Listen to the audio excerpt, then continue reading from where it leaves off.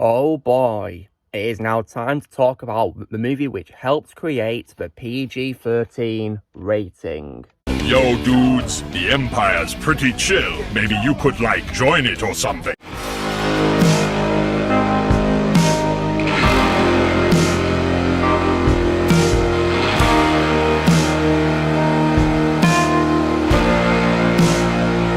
Hey everyone, Lucamus Prime here, so it's time for another movie review in my Indiana Jones movie review series, and today, guys, I'm going to be reviewing what is, of course, the second installment of the franchise, directed once again by the legendary Steven Spielberg, and with a story, of course, by my favourite filmmaker of all time, George Lucas. And this is, of course, none other than, guys, 1984's Indiana Jones and the Temple of Doom. So, yeah, now, as a bit of a clarification, guys, for those of you who may not know, this is actually a prequel to Raiders of the Lost Ark, not a sequel to it. So, yeah. Although, personally, guys, in my opinion, this film feels more like a sequel than a prequel, to be honest. Really, it feels more like a sequel, in my opinion. So, when it comes to this film, guys, so how was it made? Well, so because George Lucas didn't want to include the Nazis again as villains, he decided to do something new, and instead featured new villains, of course, which this time would, of course, the Thuggee Cult. So this movie was, of course, written by George Lucas and was, of course, filmed in Sri Lanka as well. And yeah, the film was released, of course, on May 23rd, 1984. And it had a financial success, but the initial reviews were mixed, criticising its darker elements, strong violence and gore, as well as Kate Capshaw's performance as Indy's new love interest, Whitley Scott. However, the critical opinion has improved since 1984, which has been citing the film's intensity and imagination. So, and the movie was also nominated for the Academy Award for the Best Original Score, and it also won the Academy Award for Best Visual Effects, so it definitely well deserved in my opinion. So, when it comes to my reaction to the film, guys, so obviously I watched this film when I was a kid for the first time, after I saw Raiders of the Lost Ark, and that movie blew my mind, so I thought I'd check out what came after it. So I watched this film when I was a kid, guys, and I gotta say that, you know, I did love the film, guys, but I will say that when I was a kid, I was actually pretty scared by it. I'm not kidding, it was actually really scary for me when I was a kid. But as I've got older and older and rewatched it, I've loved it more and more, in my opinion. So yeah, because I got used to it, to the scary things in it, so yeah. And I love this film, guys, and I think it's probably, in my opinion, the most underrated out of Indiana Jones franchise, and in my opinion, the film that deserves more love, in my opinion, because yeah, I love this movie to this day, and rewatching it last night also helped me love the movie a lot more. So when it comes to the good things about this movie, guys, so there's many good things I could say, but yeah, before I get on to that, so what is this movie about? So in 1935, the year the movie takes place, which of course is 1 year before Raiders of the Lost Ark in the timeline, Indiana Jones, along with Willie Scott and also his sidekick companion Short Round, played by Jonathan K. Kwan, and crashed in their plane into India from Shanghai, China, and they go on a dangerous adventure in India. Indy goes in search of a magical Sankara stones and uncovers an ancient evil that threatens all who come into contact with it. So yeah. Now, so what's good about the film, guys? So, as I said, this is, of course, a prequel, guys, and it's a pretty decent one, in my opinion, because it's of course, about Indy, of course, ending up in India by mistake, because the film begins with a pretty cool intro, which is, you know, which is not related to the main story, but it involves Indy in Shanghai, and he's making some deals with a crime boss called Lao Shi, played by an actor called Roy Chow, may he rest in peace, and was dubbed over, of course, by Ron Taylor. And I had no idea until recently that he was dubbed by another actor. I had no idea, and also may Ron rest in peace, because he also passed away as well. Rest in peace. And yeah, and then of course, as they're escaping, of course, it's revealed, of course, that the pilot of the plane they're escaping on are part of his company. So yeah, Lao Shi Aircraft, and yeah, and the pilots, of course, abandon the plane, and they make it empty its fuel while in midair, and it crashes. And then, of course, India ends up in India, and he's been tasked with finding the Sankara stones to help save a village which is very poor due to a loss of the stones, and also their missing children as well. Because the villains of this film, guys, is, of course, the Thuggee Cult, and they've kidnapped the village as children, and they got them to mine, and for the remaining Stonecross Stone, because there's 3, of course, which are stolen from the village, and there's also 2 which were buried deep below the Palace of Pancot. So, yeah. And now when it comes to a cast, guys, once again, Harrison Ford does an absolutely phenomenal job playing in Indiana Jones. And, you know, like I said in my Raiders review, this is my opinion, Tyler Han Solo, his most iconic role I've ever seen him play. Just absolutely legendary performance, in my opinion. And, yeah, does such an amazing job in the role. And when it comes to his Indiana Jones' love interest in his film called Willie, guys, played by Kate Capshaw, now, I have mixed thoughts on her because, you know, to be honest, guys, when it comes to, like, the first half of the film, I can find her very annoying and unlikable, to be honest, because, like, I'm not kidding, guys, right, because she literally screams like there's no tomorrow, and it can get pretty annoying at times, and it's pretty frustrating, really. Like, it just gets so, it just gets on my nerves a lot, really. And apparently, guys, she actually was taught how to scream, because apparently, in real life, before she played Willie, Kate Capshaw couldn't scream as loud as Willie could. She had to be coached how to scream. But one good thing about this film was that at least Kate Capshaw met her future husband, Steven Spielberg, of course. So that's one good thing that took him out of this movie for her. And also, guys, if you guys hate Willie, you'll be pleased to know that even Kate hates her character, because she was very critical of her character, saying that Willie was not much more than a dumb screaming blonde. And they also wanted Willie to be different to Marion as well, by having so Kate Capshaw dyed her brown hair blonde. So yeah. So I'm glad they did something different with her, really, but I still found her very annoying with screaming. And also, guys, she screams about 71 times in the film. Yeah, 71. Like, goodness me, that's a lot of screaming. However, on a more positive note, but I did like how, towards the end of the film, she got better development and became more likeable. I did like that, because thankfully, you know, she actually does help out in the end, and she gets brave. So I was very happy she got development and became more likeable towards the end of the movie. I also as well love the addition of Jonathan K. Kwan as Indy's sidekick, Short Round. Short Round's a very likeable sidekick. I really loved him in this film, and he had great chemistry with Harrison Ford, and Jonathan K. Kwan even said recently that he really enjoyed working with Harrison as well. So I can see why, absolutely.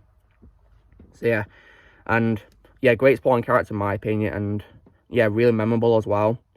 And when it comes to as well now, I think one of the main highlights of this film, guys, would have to be, of course, none other than the lead villain of the Thuggy Cult, which of course is none other than Mola Ram. So yeah, now played of course by Amrish Puri, may rest in peace. And I gotta say that despite this movie not being my favourite Indiana Jones movie, guys, I will admit that Mola Ram is my favourite Indiana Jones villain of all time. Because, like, without question, he is so scary. Like, I'm not kidding, right? Absolutely terrifying villain. Like, goodness me, so threatening and intimidating. I mean, I think even his smile is enough to make me frightened of him, guys. Like, yeah. Like, even from smiling, he can be so scary. Oh, wow. And he's very threatening because he of course wants to find all the 5 Sankara stones, and he wants to use a power to make Thuggies unstoppable and to take over a world. So yeah, it's a pretty, you know, scary plan that he's got right there, isn't it? And there's also as well other great supporting villains too. For example, I did also the addition as well of Roshan Seth as Chatalal, who is of course the Prime Minister of Pancot Palace, and of course the superior to the Maharaja, because the Maharaja is a minor. So yeah. And Chatalal was a very good supporting villain, and I love how he's kind of like, shall I say, the Palpatine of the Indiana Jones franchise, because one side of him is good and the other side of him is evil, and the good side is like a political side, because he's a prime minister, like our Palpatine is of course a chancellor and formerly a senator, and then of course he would later go on to be the emperor. So yeah, and of course Chatalal has the evil side where he's part of a Thuggy cult. So yeah, and Roshan Seth played him very well in my opinion, really well. And it wouldn't be his only time in the franchise, because he'd later gone to appear in a role in the Young Indiana Jones Chronicles show, which is pretty cool, isn't it? I've got to check out our show one day. And also as well, when it comes to other supporting villains, I also have the addition as well of the stuntman Pat Roach, who plays the chief Thuggy guard, you know, the big one who has the whip. Yeah, and he was definitely really good in my opinion, pretty intimidating, and yeah, and also as a fun fact, guys, I had no idea about this until recently, but I've read that apparently his voice was dubbed by Frank Oz. So I had no idea that Yoda himself dubbed the Chief Guard. I had no idea. And yeah, like, wow. And in addition as well, guys, when it comes to other supporting characters, I like the addition as well of Philip Stone as Captain Blumbert. He was very good in my opinion, may rest in peace, and very good supporting character who's the captain of the British Indian Army on a routine inspection sort of Pankot Palace. And yeah, and I did like at the end of the film he got to help out fighting against the Thuggee reinforcements. That was definitely really nice to see that he helped out. Great character in my opinion, underrated as well. And when it comes to the opening scene in Shanghai, I like the addition as well of David Yin as Wuhan, who is of course Indiana Jones' friend, who is there disguised as a waiter, but sadly of course he got killed. But it was pretty satisfying how Indy, you know, killed his Wuhan's killer with a flaming skewer. Very satisfying, because he definitely had it coming in my opinion.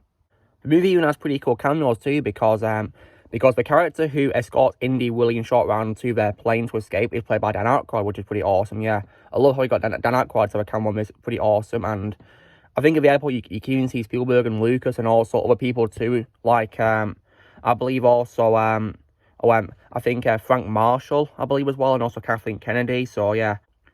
Now aside from the cast, guys, I also of course love the action.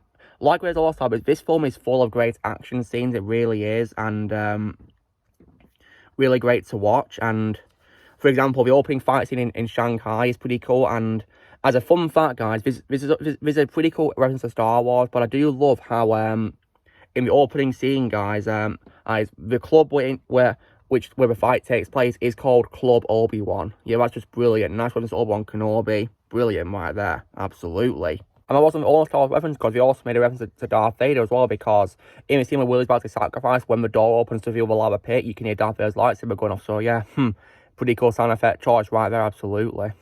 Yeah, I love the references to Star Wars and this franchise. It's pretty cool, especially because, you know, it's written by the same creator of Star Wars. So yeah, and there's other great fight scenes besides the Shanghai fight scene. And for example, I definitely, of course, love a fight scene where Indiana Jones is attacked by an assassin in his bedroom in Pankot Palace. That was definitely pretty intense in my opinion. And also as well, the fight scene in the mining area is also very memorable as well, the fight between Indiana Jones and the Chief Guard.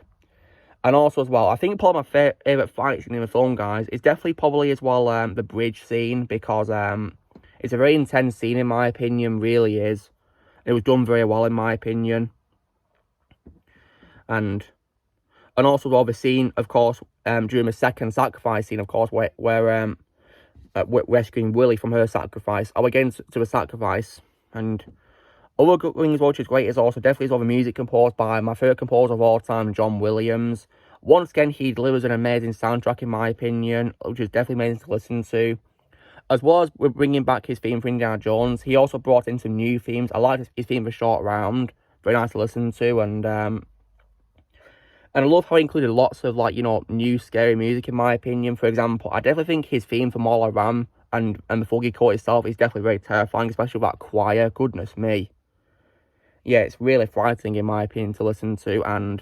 But my favourite piece of music he did in this film, guys, is probably music that he included in the scene where Indiana Jones frees the children.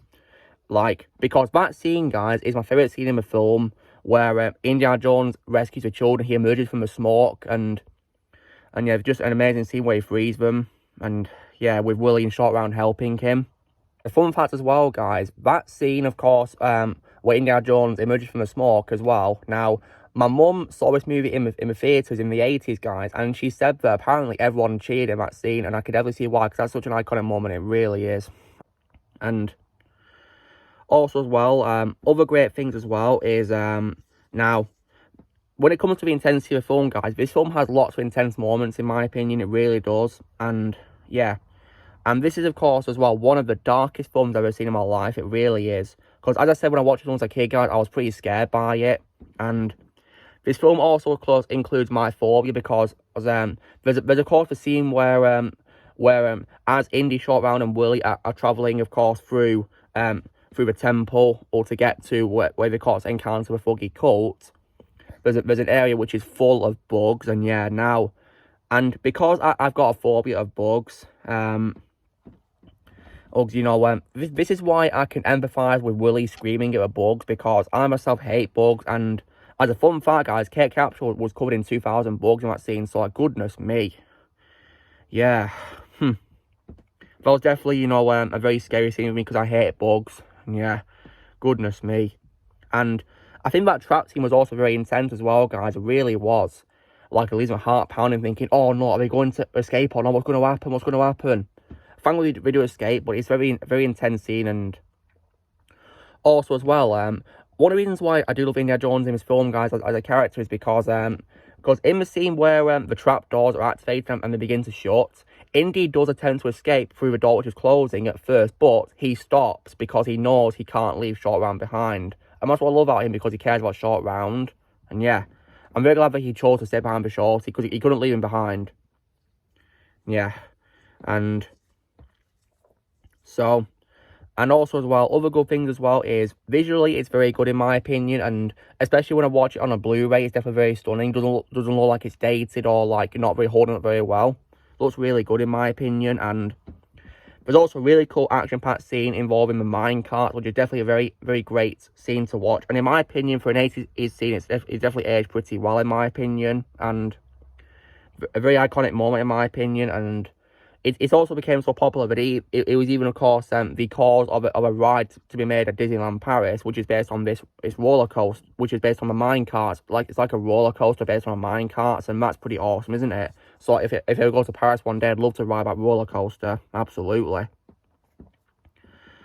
And also as well, other great things as well about this film is also the visual effects are also very good for its time as well, in my opinion. Which no one won the Oscar for it, of course. Definitely well deserved, in my opinion. And so, and that's about it for good qualities. And really, and the film also has a very fantastic and pretty heartwarming and emotional ending where Indy, Willie, and Short Round return to a village and they bring back one of the Sankara stones, and the children who were slaves are freed, and they return to their families and they embrace them. It's a very emotional scene, seeing them reunite. And it ends on a very high note as well. And looks like as well Indiana Jones and Willie going to be in a relationship. But of course, because this is a prequel, of course, we don't know it's not going to last because she's not in Raiders of the Lost Ark, is she? So that's why, in my opinion, this film personally feels more like a sequel than a prequel, really.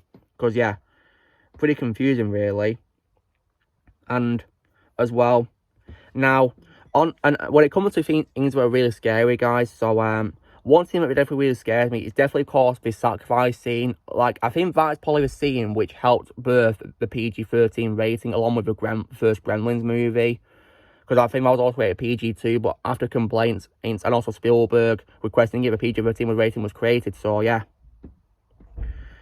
And honestly, you know, that sacrifice scene is absolutely frightening, and seeing Marlon rip the victim's heart out, oh my goodness, it's just so terrifying in my opinion.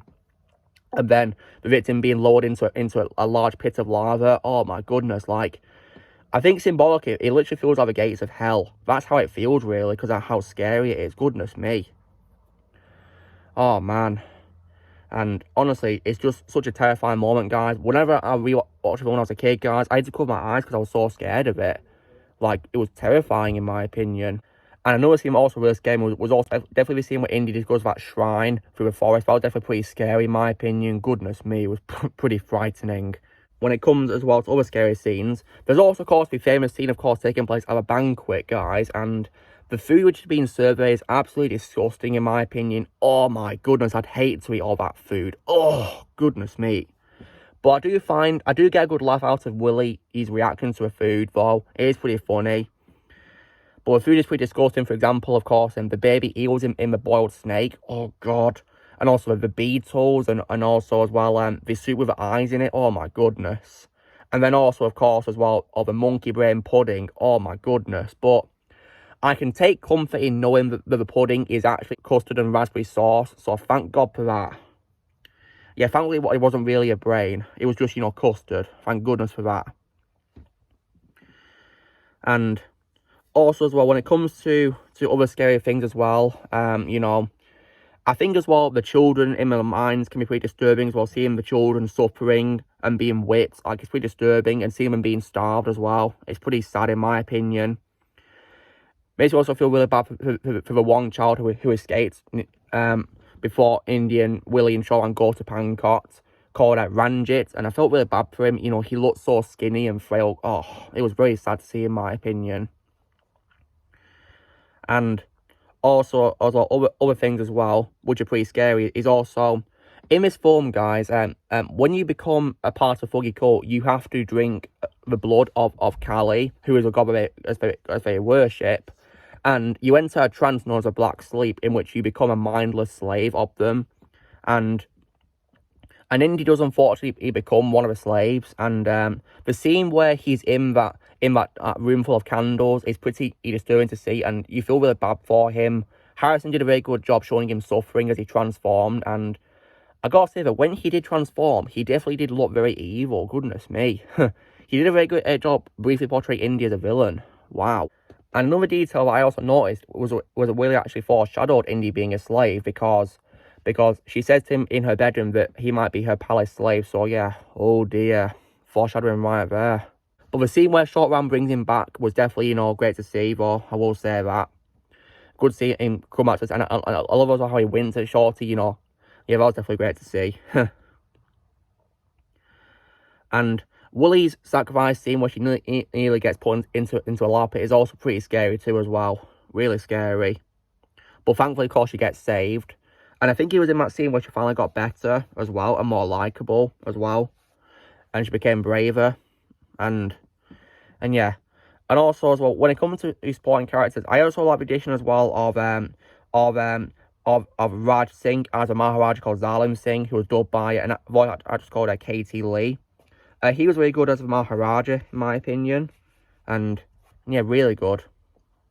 However, when it comes to bad qualities, of course, you know, like I've touched upon, this movie can get really, really dark at times, and there's some scenes which are very disturbing, and but not really suitable for children. So I think, in my opinion, this film would have been better rated R in the United States compared to the rating it had, because it was originally going to be, you know, rated R, I believe, but they had to, like, you know, tone it down a little bit. But of course, on my Blu-ray of the film, guys, which I rewatched last night, the movie is of course rated. It is rated 12, guys. So it's rated 12 now. So yeah, because they do add, you know, some things which are pretty dark in it, of course, and yeah, and it is pretty frightening. And this film, of course, was responsible for causing the birth of a PG-13 rating, which of course is 12 in the UK for me. But yeah, this film, along with Gremlins, of course, because they were both pretty dark films, and they had PG ratings. So yeah, very dark. Yeah. And this also didn't help in the fact as well that Paul George Lucas was also going through a divorce when this film was being made. So I think this is of course probably why he made this movie dark, because he was going through a pretty tough time. So yeah, Paul George. And I've already said that Willie can be pretty annoying when it comes to the beginning of the film, with all the screaming like there's no tomorrow. But thankfully, she looked more likable towards the end of the movie, and I do like as well how when Short Round nearly falls off a bridge, she does, you know, rush up to save him. She doesn't, you know, like, just stand there and panic. She just rushes up to save him. So yeah, hero. And of course as well, when it comes to the dinner scene, it did cause controversy, because the menu, of course, includes food which is not a part of Indian cuisine. But personally, guys, I don't really mind it very much, because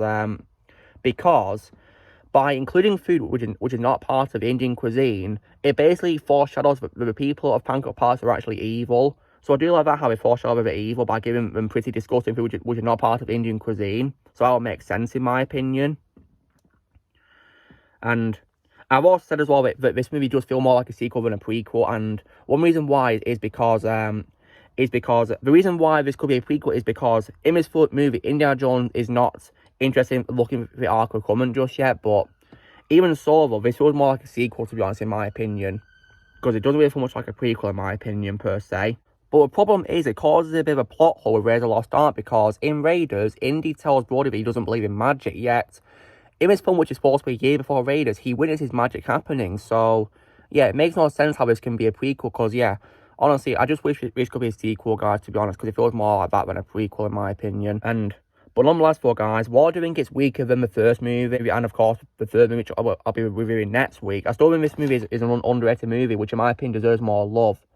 And I think it's one of Spielberg's underrated movies, in my opinion. So, yeah. Because I still love this movie to this day, guys. And it's definitely still fun to rewatch to this day. And because I'm older now, I can tolerate the dark things now that I'm older. Although a little bit, they do scare me to this day, but I will say that. And the film also still has some memorable quotes as well, thankfully, you know, talking about, you know, things like, you know, fortune and glory, and also, we are going to die. And also definitely very badass line that Indiana Jones says to Molaram on the bridge, which is, Molaram, prepare to meet Carly in hell, when he of course cuts the bridge, and then when we get the amazing bridge showdown. That scene's also definitely proof of Molaram being very ruthless, because as he's climbing up the bridge to get to the top of the cliff, he actually pushes away one of his own guards to get up more. So, like, he doesn't even care about the safety of his own guard. Goodness me. Definitely very ruthless. And the scene where he defeats him by unleashing the power of the stones is definitely a very powerful scene. And the music is also very chilling and intense in that scene. And it is very satisfying to see Molaram fall. And one thing I do love about these films, guys, is that I do love how the villains are all defeated by what it is that they want. It's really cool, that, because in the first film, the Nazis and Belloc are killed by what it is they want, being the Ark of the Covenant. Whereas in this movie, of course, Molaram is killed by what he wants, which is the stones. So, yeah, he wants the stones, and he gets killed by them because he falls to his death by touching one which is very red hot. So, yeah. And it's still a great film, in my opinion, guys. And there's also a pretty funny quote, which in my opinion is pretty much what Harrison Ford would say to the writers of the fourth movie, and of course the coming fifth movie, which I'm not going to be watching, by the way, when it comes to how a fan's going to react, because he says, you're insulting them and you're embarrassing me. Literally feels like Harrison Ford is saying that to, you know, the writers of Kingdom in the fifth movie, really. So, yeah. So, anyway, guys, this is me doing my review for Indiana Jones and the Temple of Doom, the second installment of the franchise. So, if you wonder what I'll give it out of 10, guys, well, I think I gave it the same score on my ranking back in 2020, but, yeah, now, guys, I, of course, give this movie a very decent, solid 8 out of 10. In my opinion, the most underrated Indiana Jones movie, so, yeah. And in my opinion, the film deserves more love, because it is a great movie, in my opinion, and, yeah, really great to watch. And so, yeah. And of course, as well, next week I'll be talking about the third installment, which I'm definitely very excited for. Yeah, can't wait to review that. Very excited. So, guys, this is me doing my review for Indiana Jones and the Temple of Doom. So, you know, drill, guys. Be sure to give this video a like. Also, be sure to comments what you guys think of Indiana Jones and the Temple of Doom. Let's see what your thoughts are on it. Also, be sure to join Team Prime by pressing subscribe for movies coming in the future. If you'd like to be a member, you can respond using PC Lads or you can load the description. And you chose wisely to watch this video.